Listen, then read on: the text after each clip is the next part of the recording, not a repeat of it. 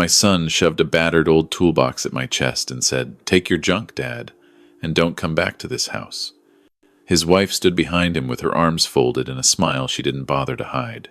I was 63 years old, standing on my own front porch in the rain, holding the one thing they thought was worth giving me back. But when I opened that toolbox in my truck an hour later, what I found inside didn't just change everything.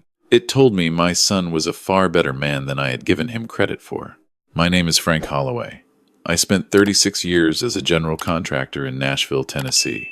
I built things with my hands: houses, small commercial buildings, a few warehouses on the west side of town. When my wife Carol passed from ovarian cancer 8 years ago, I threw myself back into work because I didn't know what else to do with the silence. By the time I retired at 61, I had one asset that mattered beyond the small house I'd bought outright on Whispering Creek Road. I owned a commercial property on Charlotte Pike, a solid, ugly, 2-story building I'd built myself 22 years ago. Fully paid off. Appraised last spring at $1.9 million. My son Danny was 34. He married Renee about 2 years after his mother died. I tried to love her the way Danny loved her. I really did. She was sharp-looking and sharper-tongued, and she had a talent for making every room feel smaller the moment she walked in. She worked in real estate acquisitions for a private firm, and she talked about money the way some people talk about religion constantly, and with total certainty that she was right. They moved in with me temporarily after their apartment lease ran out. Renee was between roles. Danny was freelancing in project management. Temporary stretched into 14 months. I didn't push them. Danny was all I had left of Carol. He had her eyes and her stubbornness and her way of going quiet when something was wrong. I was grateful just to hear footsteps in the house. But Renee had started circling the Charlotte Pike property the way a hawk circles a field. She'd mentioned it casually at first. "You know, Dad, that building is just sitting there, generating modest rent. You could unlock so much equity." Then less casually. Then not at all casually. One Thursday evening in March, her brother Glenn came to dinner.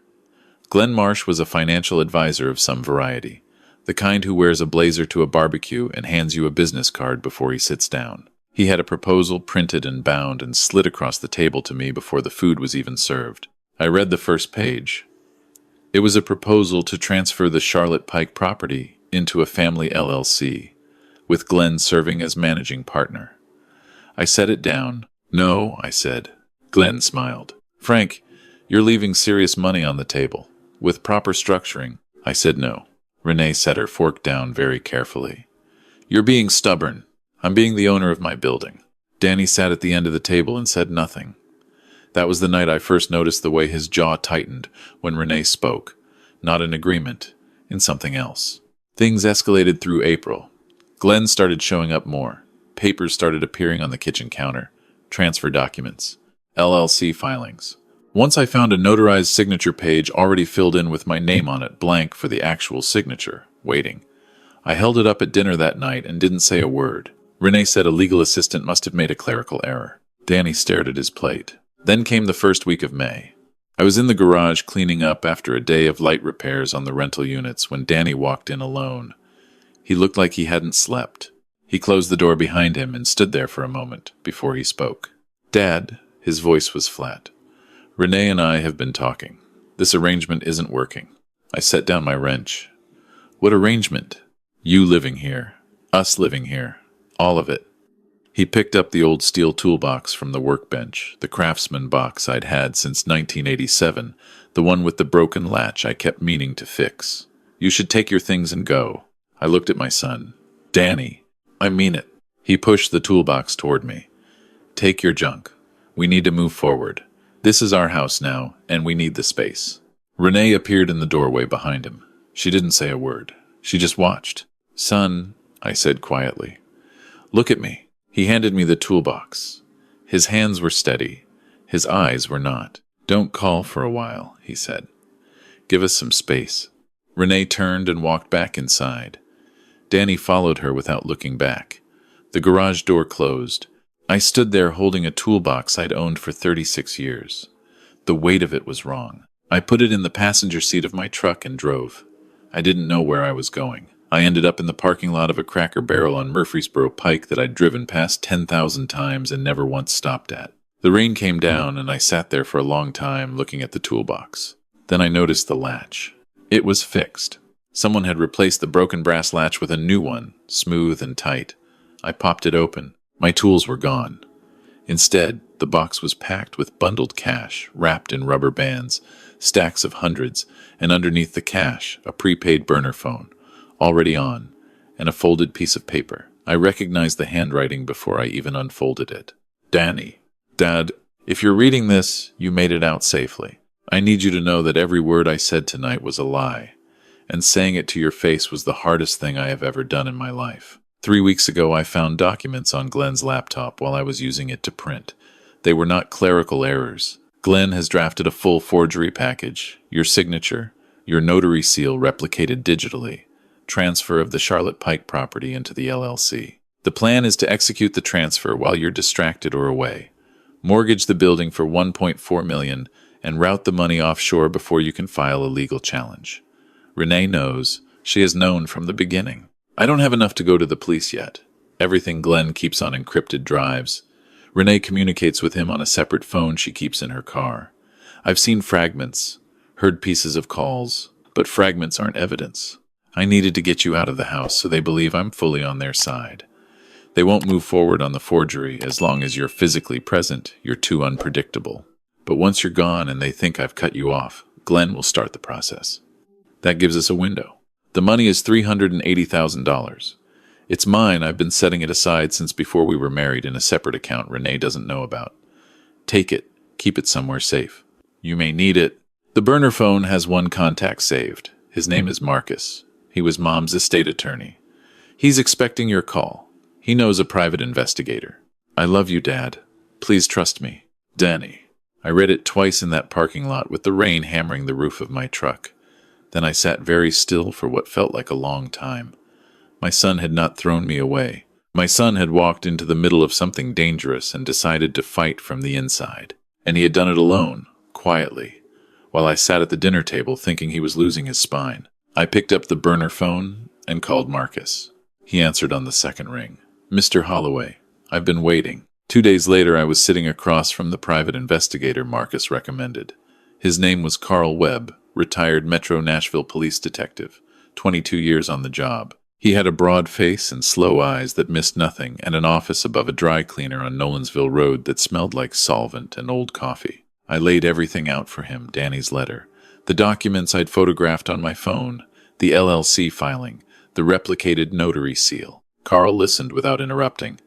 When I finished, he leaned back and said, "They're going to need your son to be their inside man for a while longer. He already is. Then we let them think they're winning." He tapped the table. "Real estate fraud of this type, we need them to actually execute a forged document and file it.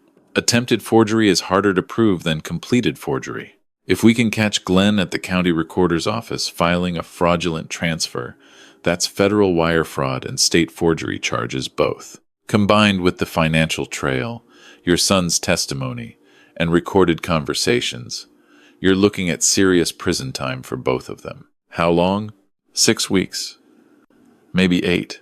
I thought about my son inside that house, sleeping next to a woman who was planning to steal from his father. What do we do? You disappear, Carl said simply.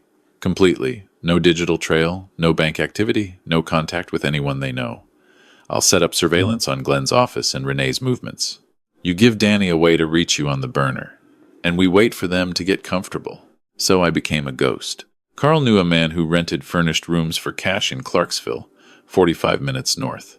I paid 2 months up front. I closed my regular bank account and opened a new one under a trust name Marcus set up. I left my cell phone at a gas station in Brentwood. Carl had a contact use it once a week to ping a cell tower in Memphis so anyone checking would think I'd drifted west. Danny told Renee I'd called once from a payphone, sounded bitter and disoriented, and that was the last he'd heard. She seemed satisfied with that. Glenn moved faster than Carl expected.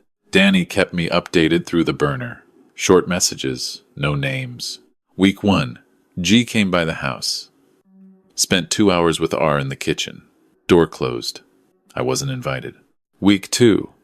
G has been at the county assessor's office. Carl should know. Carl already knew. His surveillance caught Glenn photographing the property records for Charlotte Pike, then meeting with someone Carl identified as a document specialist, a forger with 2 prior state convictions who'd managed to stay out of federal court by staying careful. Week 3. They showed me the paperwork. Said you'd signed before you left, that you were angry and wanted to liquidate everything. Told me I should be grateful you didn't cut me out entirely. I nodded and said nothing. Week 4. G filed something. He seemed very pleased at dinner. R bought a bottle of champagne.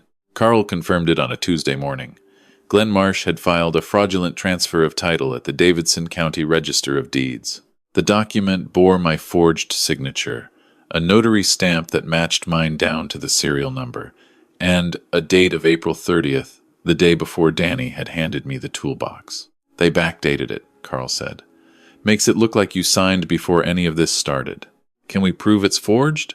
Your actual notary commission records show that stamp number was issued to you in 2019 and reported lost in 2021. They used a dead stamp.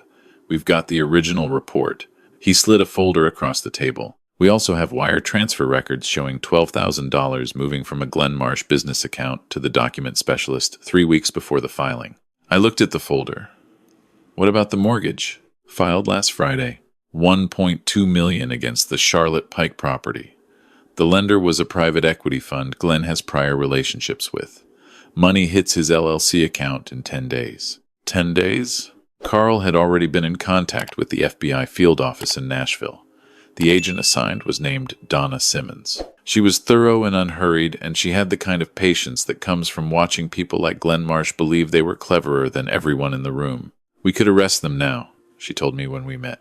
The forgery charge alone is solid, but the lender money moves in 10 days. If we wait, we add wire fraud, bank fraud, and conspiracy to the charge sheet. Also, she paused, your son found something else.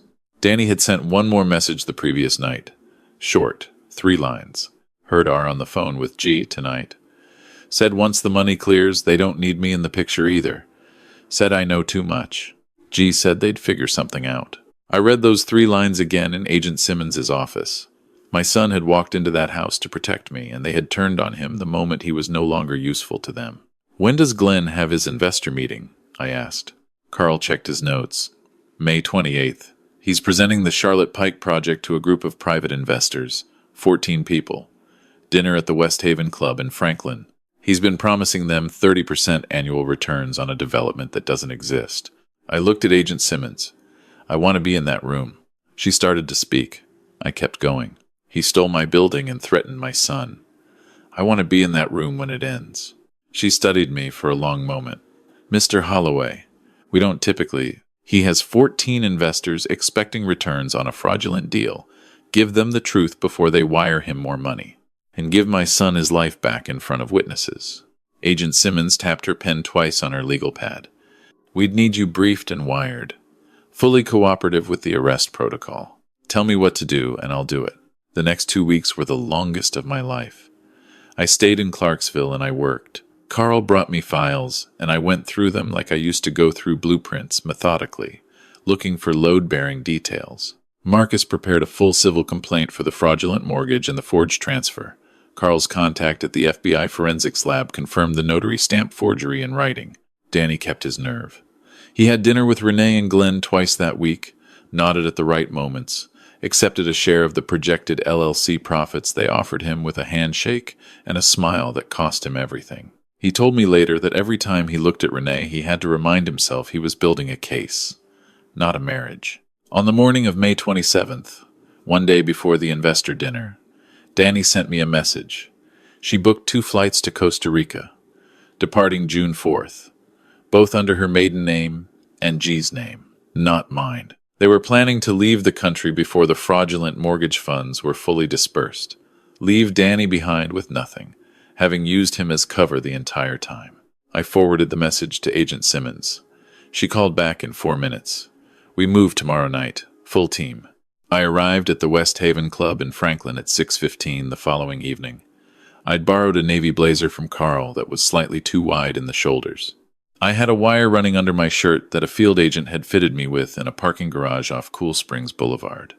Carl was at a table near the back, also wired, posing as a late edition investor. Agent Simmons and 3 other FBI agents were distributed through the room in business attire. 2 more waited in the parking lot. Danny was there too. Renee had insisted he come for appearances, she said.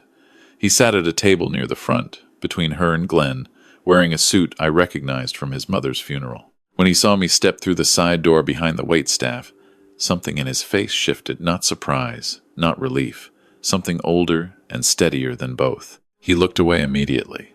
Not a flicker. The room was wood-paneled and warm. 14 investors, a mix of ages and interests, most of them local business people who knew Glenn from professional circles. They had wine and small plates and the relaxed confidence of people who believed they were about to make a sound investment. Glenn stood and welcomed everyone. He was comfortable in front of a room, practiced and unhurried, the kind of man who mistakes smoothness for substance. He walked them through a presentation on the screen behind him. Architectural renderings, return projections, a map of the Charlotte Pike corridor showing development density and projected appreciation. This property, he said, came to us through a private family transfer, fully clear of liens, ready for development. He clicked to a photo of my building, the Holloway commercial property, one of the most strategically located parcels in the West Nashville corridor. He said my name like it was the name of a deal that had already closed. I stepped out from the side of the room. The nearest investor turned first, then the next. Glenn's eyes found me from across the room, and something happened to his face that I won't forget, a kind of total reorganization, like a building settling wrong. That property, I said, is not for sale. It was never for sale. The transfer documents Glenn Marsh filed at the Register of Deeds last month bear a forged version of my signature and a notary stamp that was reported lost 3 years ago. The room went completely still. Glenn found his voice. This is a family dispute. Folks, there's a legal proceeding. There is a legal proceeding, I said. The FBI opened it 4 days ago. Agent Simmons stepped forward from her table and held up her credentials. Glenn Marsh, I have a federal warrant for your arrest, for wire fraud, bank fraud, real estate fraud, and criminal conspiracy. Renee Marsh, step away from the table. Renee stood up fast. A second agent moved to block the exit. She sat back down. Glenn actually laughed. A short, disbelieving sound. This is absurd. I have documentation. You have forged documentation, Agent Simmons said. We have your wire transferred to the document specialist. We have surveillance of your visit to his office. We have the original notary commission records. And she nodded to Carl, who walked over and handed her a tablet. We have 46 minutes of recorded audio from inside your car. The room had gone from quiet to a kind of dense, pressurized silence I felt in my chest. Danny stood up from his chair. Renee turned to look at him. He didn't look back. I've been cooperating with federal investigators for 3 weeks, he said. Not loudly, not performing, just stating a fact. I have recorded conversations, financial records, and documented evidence of a conspiracy to defraud my father and 14 people in this room. He reached into his jacket and placed a USB drive on the table in front of Glenn. That's a copy. The original is with the FBI. Renee's chair scraped back. Danny, what did you... You told him he knew too much, I said. You were right. Glenn was arrested at the table. Renee was arrested at the door. The investors sat in stunned silence as agents moved through the room efficiently and without drama. One of the men, a commercial developer from Brentwood, caught my eye and gave me a slow nod. Another woman was already on the phone, presumably with her lawyer. Danny walked over to me. We stood side by side for a moment in that warm, wood-paneled room, watching the evening finish itself. You okay? I asked. No, he said. Then, yeah, I will be. I put my arm around his shoulders the way I used to when he was small, and I held on for a second, and that was enough. The legal proceedings moved slowly, the way they always do, and then all at once. Glenn Marsh pleaded guilty to wire fraud, bank fraud, criminal forgery, and conspiracy 6 weeks after the arrest. His attorney tried to negotiate a reduced sentence by arguing he'd been the operational partner and Renee the architect. The federal prosecutor presented 46 minutes of recorded audio from inside Glenn's car, in which Renee instructed him on the forgery timeline, the lender contact, and the Costa Rica exit date. The negotiation ended quickly after that. Glenn received 12 years in federal prison. Renee received 9, plus 3 years of supervised release, plus full restitution to the investors she and Glenn had solicited. Her attorney argued she'd been influenced by her brother. The judge noted the Costa Rica flights booked under her maiden name and disagreed. The fraudulent transfer of the Charlotte Pike property was voided. The fraudulent mortgage was dissolved. The lender, who had not yet disbursed the full amount, cooperated with federal authorities and was made whole from seized assets. My building was returned to my name, clean and clear, exactly as it had been before. Danny filed for divorce 2 weeks after the arrests. It was finalized by September. He kept very little from the marriage. He said he didn't want anything that had come from that period of his life. He moved into a short-term rental in East Nashville and started picking up project management contracts again, slowly rebuilding a schedule that was his own. By fall, things had settled enough that we could talk about what came next. We were sitting on the tailgate of my truck one evening at the Charlotte Pike property. The building was lit from inside because I'd rented the ground floor to a small fabrication company and they kept late hours.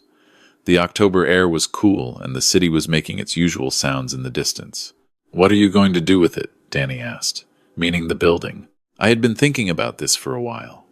I'd talked it through with Marcus. I'd run numbers with a contractor I'd known for 20 years. I knew what I wanted. "Keep the rental income on the ground floor," I said. "Renovate the second floor, turn it into a trade training center." I looked at him. Carpentry, electrical basics, plumbing, for people over 50 who are changing careers or starting over. Free to attend. Funded by the rental income and a non-profit structure Marcus is helping me set up. Danny was quiet for a moment. "Because of what almost happened to you. Because of what almost happens to people every day and nobody talks about it." I thought about the 14 investors in that room in Franklin, most of them over 50, trusting a man with a binding presentation and a blazer. Financial abuse of older adults is the fastest growing form of elder abuse in this country. Most of it comes from inside the family. Most of it goes unreported because the people it happens to are ashamed. Are you ashamed? No. I meant it completely. I'm angry enough to do something about it. Danny managed the renovation. He had the eye for it in a way I recognized from his mother, who could walk into a room and immediately know where the light should fall.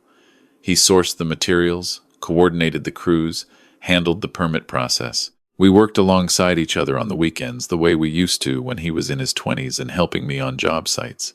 Except now he was better at it than I was, and we both knew it. The Holloway Trade Center opened in February. The ribbon was cut by a city councilwoman and a retired electrician named Phil, who had been our first enrolled student and insisted on being the one to turn on the lights for the first time. 16 students in the inaugural class, ages 51 through 70, a former hotel manager learning to wire outlets, a retired teacher who wanted to stop paying contractors to fix things in her house, a recently divorced man of 64 who'd never owned a toolbox and wanted to start. We taught them skills, and we taught them the other thing too, how to read a contract, how to recognize pressure to sign, who to call when someone in their family starts watching their assets a little too carefully. Danny and I had Sunday dinners together. Never missed.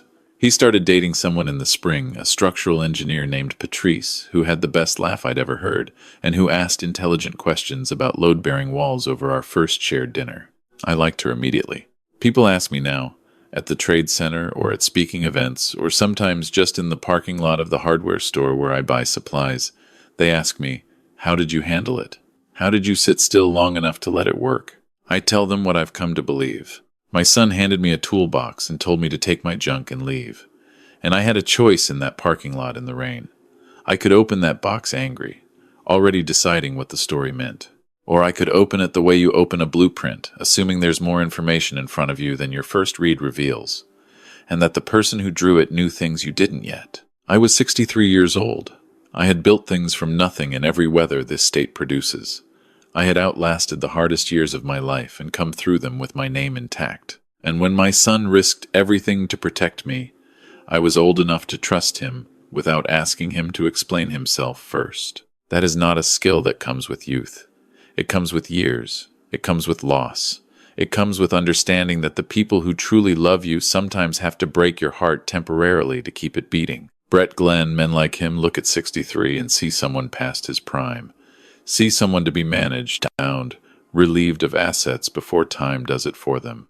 What they never factor in is that 63 years of living produces something they have never had to develop: patience. The kind that can wait 8 weeks in a rented room in Clarksville while building something irrefutable. Strategy. The kind that comes from having built actual structures and understanding that what you don't see is load-bearing. And people. The kind you earn over a lifetime by showing up, by keeping your word, by being the father your son can call in a crisis without ever having practiced for it. Glenn had accomplices. I had Danny. That is the whole story, and it is also the whole lesson. I'm 64 now. I teach 3 mornings a week, and I work the building management myself, and I have Sunday dinners with my son and Patrice, and sometimes Marcus and his wife come too, and it is the fullest my table has been since Carol died. I sleep well. I wake up without dread. That old Craftsman toolbox sits on a shelf in my office at the Trade Center. I kept it after Danny replaced the latch. Someone asked me once why I keep a toolbox that doesn't have any tools in it. I told them it has the most important thing a toolbox can hold. Proof that what looks like someone throwing you away is sometimes the most careful act of love you will ever receive. Pay attention to the weight of what's handed to you. Sometimes the person handing it over is the bravest person in the room, and they're counting on you to understand that without being told. I did. Thank you for listening.